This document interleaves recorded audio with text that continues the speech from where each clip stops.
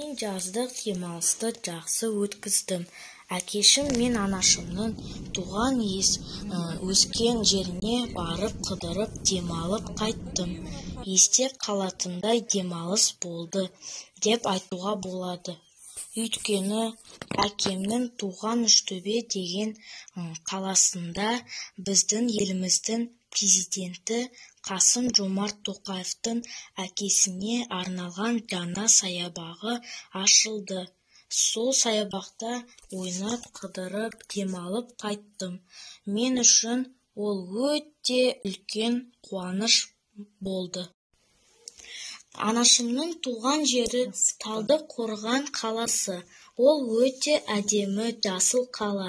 Біз түнгі қаланы аралап, әуенмен әртүрлі түске жарқырайтын субұрқақ бар саябаққа бардық, қыдырдық. Мен үшін өте әдемі, әсерлі көрініс болды.